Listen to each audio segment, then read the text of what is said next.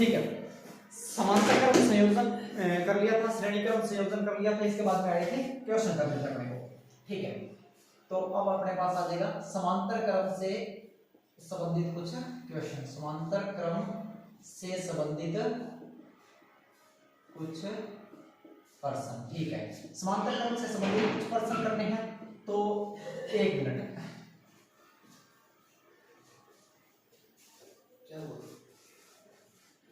ठीक है, समांतर क्रम से संबंधित कुछ प्रश्न, तो आप पहले करोगे ये वाला कि इसमें आपके पास एग्जाम में ऐसे करके ऐसे डायग्राम आपको दिया होगा ये वाला, और ऐसे करके वो यहाँ पे लिख देगा ए बिंदु और यहाँ पे लिख देगा बी बिंदु। ठीक है, और आपसे क्वेश्चन पूछेगा कि ए व बी के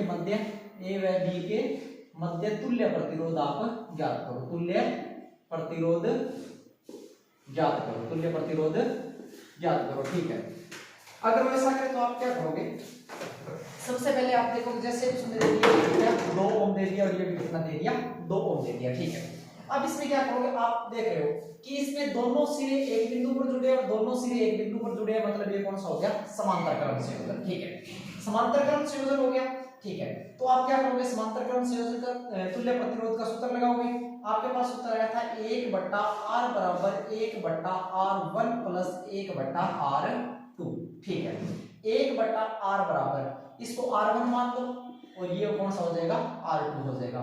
1/r1 का मान कितना है 2 प्लस 1/r2 का मान कितना है 2, तो 1/r बराबर आपके पास आ जाएगा, एलसीएम दिया तो कितना 2, देखो तुम 2 आ गया, 2 से 2 कटा कितना 1, प्लस 2 से 2 कटा कितना 1, तो 1/r बराबर कितना हो जाएगा 2/2, 2 एकम 2 तो कितना आ जाएगा 1/1, ये भी x 2 एकम 2, 2 एकम 2, तो 1/r बराबर आपके पास आ गया कितना 1/1।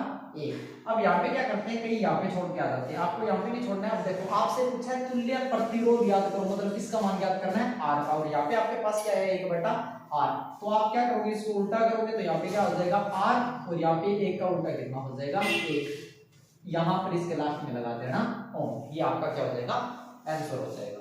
ठीक है, चलो ये लिख लो जल्दी।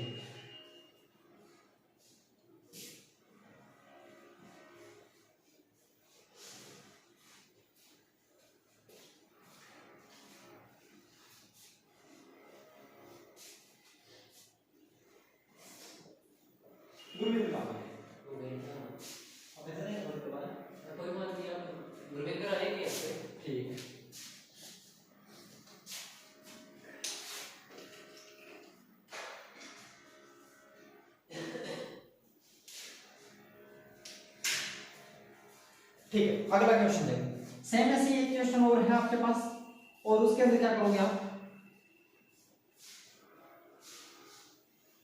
ठीक है, जैसे एक क्वेश्चन है सेम, ये क्वेश्चन दे देगा आपको दिया है, यहां पर ये 2 ओम का है, और फिर ऐसे करके ये एक प्रतिरोध लगा दिया, ये भी कितने ओम का है 2 ओम का। ठीक है, और फिर यहां पर लगा दिया है कि ये भी कितने ओम का है 2 ओम का, और आपके पास एक लगा दिया ऐसे, और ये भी कितने का है 2 ओम का है। ठीक है, यहाँ पे उसने दे दिया ए बिंदु और यहाँ पे उसने दे दिया बी बिंदु। सेम क्वेश्चन, ए व बी के बीच में क्या करना है आपको, तुल्य प्रतिरोध ज्ञात करना है। ठीक है, अब देखो यहाँ पे कितने प्रतिरोध है, 4 प्रतिरोध है, कितने हैं 4, इसको क्या मानो R1, इसको क्या मानो R2, इसको क्या मानो R3 और इसको क्या मानो R4।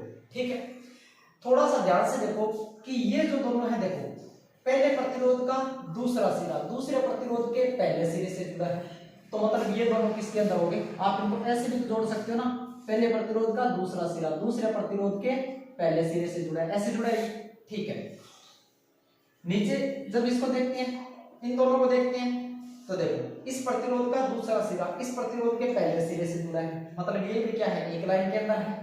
ठीक है, तो ये भी कौन से क्रम में हो जाएगा, ये दोनों आपस में कौन से क्रम में हो जाएंगे, श्रेणी क्रम में। और यहां पर आपको दे दिया कौन सा बिंदु बी, और ये दे दिया कौन सा ए। अब देखो ये कितना है 2 ओम, ये भी कितना है 2 ओम, ये भी कितना है 2 ओम, और ये भी कितना है 2 ओम, ये है R1, ये है R2, और ये है कौन सा R3, और ये कौन सा है R4।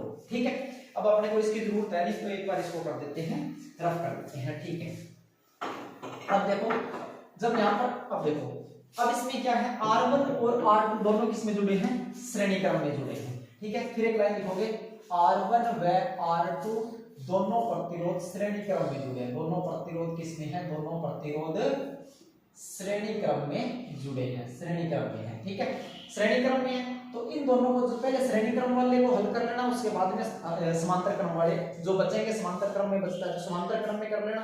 ठीक है, अगर श्रेणी में सारे श्रेणी में है तो श्रेणी से हल हो जाएंगे। ठीक है, ये दोनों श्रेणी में है, पहले श्रेणी क्रम को हल किया, इन दोनों को मिलाया, RA लिखोगे, RA बराबर क्या हो जाएगा, R1 प्लस में R2, क्योंकि श्रेणी क्रम में ऐसे ही हल होगा। ठीक है, R1 का मान कितना है, 2 है, और R2 का मान कितना है, 2 है, तो दोनों मिला के कितना आ जाएगा, 4। मतलब RA की वैल्यू कितनी आ गई, 4 ओम। RA की वैल्यू कितनी आ गई, 4 ओम आ गई। ठीक है, RA की वैल्यू 4 ओम आ गई।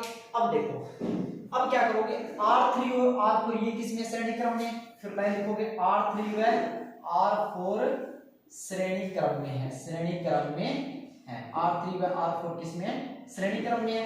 तो अब देखो, इन दोनों को मिला के एक प्रतिरोध है कौन सा, RA, तो इसको कौन सा लिखोगे, RB, RB लिखोगे, RB, तो RB बराबर क्या हो जाएगा, R3 प्लस क्या हो जाएगा, R4।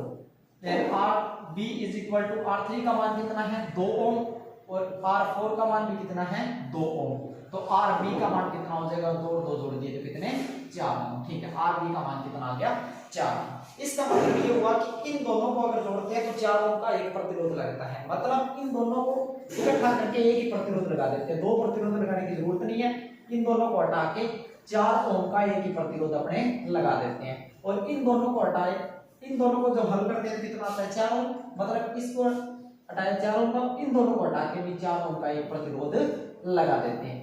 अब दोनों किस में आ चुके हैं, ये कौन सा था, RA, और ये कौन सा है, RB। अब दोनों किस में आ गए, अब दोनों आ गए समांतर क्रम में। फिर लिखोगे RA व RB दोनों समांतर क्रम में है, कौन से क्रम में, दोनों समांतर क्रम में है, दोनों कौन से क्रम में है, समांतर क्रम में। जब समांतर क्रम में है तो आप क्या लिखोगे, समांतर क्रम का सूत्र क्या होता है, 1/r बराबर 1/RA प्लस 1/RB, ऐसे लिखते हैं ना, 1/R1 प्लस 1/R2, R1 की जगह RA है और R2 की जगह RB है, तो 1/R बराबर 1/RA, RA का मान कितना है, 4 है, प्लस 1/4 हो जाएगा। फिर 1/R बराबर दोनों का लघुत्तम लिया तो कितना आ जाएगा, 4, 4 से 4 कट हुआ तो कितना आ गया, 1, प्लस 4 से 4 कट हुआ तो कितना आ गया, 1, 1 और 1 जोड़े तो कितने हो गए, 2, तो 1/R बराबर कितना हो जाएगा, 2/4, 2 एकम 2, 2 4। ठीक है, तो 1/R बराबर कितना आ गया, 1/2। यहीं तक नहीं छोड़ना है, फिर आपको किससे पूछा, आपसे पूछा तुल्य प्रतिरोध, मतलब इसको भी क्या कर दोगे उल्टा, और इसको भी क्या कर दोगे उल्टा, तो R बराबर कितना उत्तर आ जाएगा, 2। ठीक है, ये भी लिख दो। ठीक है,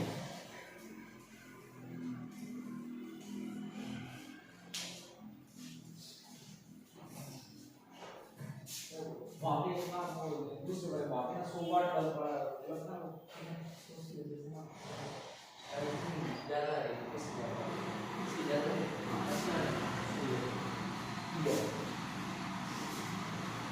असर हो जाता होती है ये।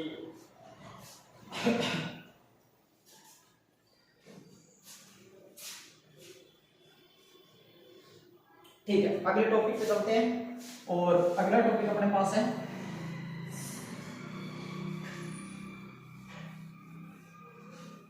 अगला टॉपिक है विद्युत क्षेत्र में किया गया कार्य। ठीक है, प्रतिरोध पढ़ चुके हैं, प्रतिरोधकता पढ़ चुके हैं। ठीक है, अगला टॉपिक आ जाएगा, अगला है विद्युत क्षेत्र में किया गया कार्य। विद्युत क्षेत्र में किया गया कार्य। ठीक है, अब देखो एक बार ये टॉपिक करो, उसके बाद में इससे क्वेश्चन कैसे आते हैं वो जब भी कंप्लीट कर लोगे ना, उसके बाद में अपने आप पता चल जाएगा। ठीक है, विद्युत क्षेत्र में किया गया कार्य तो मतलब अपने काम करते हैं कि मानना अपने पास क्या है, एक प्रतिरोध है कौन सा, R। तो पहले लाइन ये लिखोगे, मानना एक प्रतिरोध R है। ठीक है, इसके बाद में फिर इसको किससे जोड़ दिया गया है, बैटरी से जोड़ दिया गया है। बैटरी का ये प्लस सिरा, ये कौन सा माइनस, फिर पूंजी K लगा दी है, बैटरी को E से लिख दो, और इसको जोड़ यहाँ पर पूंजी K से जोड़ दिया गया है। यह प्रतिरोध का ए सिरा है और ये प्रतिरोध का कौन सा है, बी सिरा है।